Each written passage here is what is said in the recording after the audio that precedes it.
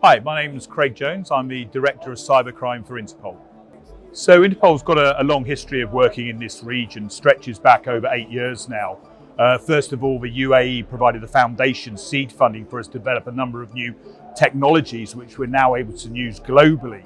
And that provides law enforcement the ability to communicate securely on secure platforms. Specifically within the region in GCC Pol, we're looking to build out a Middle East and North Africa cybercrime operations desk. And that's based on our regional cybercrime program that we have, which docks into our global cybercrime program. We've already established one of these desks in Africa, so that's where we have law enforcement working with private sector and Interpol. We've now established one in the Asia South Pacific region and also in Americas, the Ameripol region. GCC Pol is a really important partner of Interpol, not just for cybercrime, but in order of the security within this region. So we're looking to build that desk out and have the cybercrime officials coming to working directly with Interpol, our private partners, and looking at prevention, detecting, investigating, disrupting cybercrime within this region.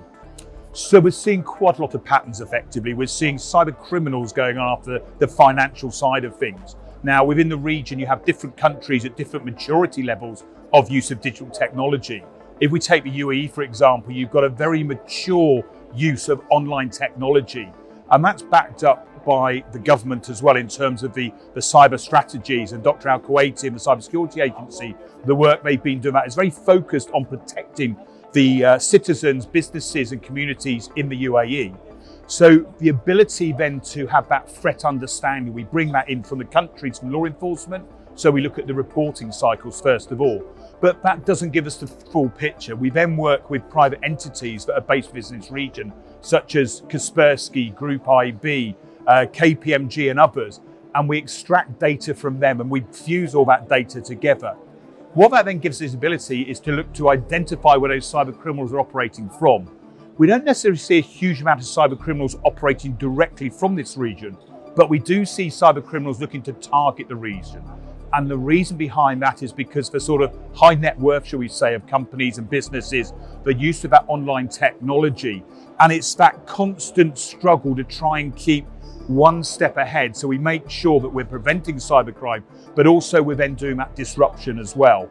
We look at ransomware in the region. That's a very topical piece at the moment. And the UAE and other countries in this region are part of the counter-ransomware initiative, which is looking at that problem globally. The UAE have provided a number of tools and data sets into that counter-ransomware initiative.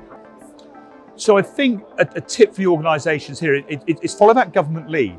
When you look at the strategy that's been produced in the UAE, that wasn't just written on a whim. That took a lot of effort. It took a research and a real understanding of, first of all, what does the infrastructure look like in the UAE? What's those important parts within that infrastructure and how does it have to be protected?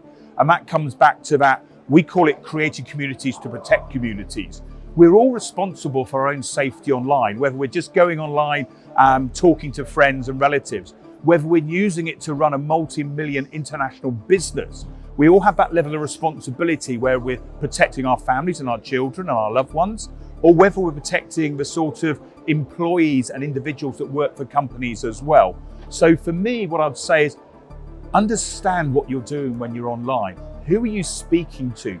Do you know who you're conversing with? Do you know what you're sharing? Because if someone knocked on your door and said, oh, give me your banking details or give me your information, you'd be very unlikely to do that.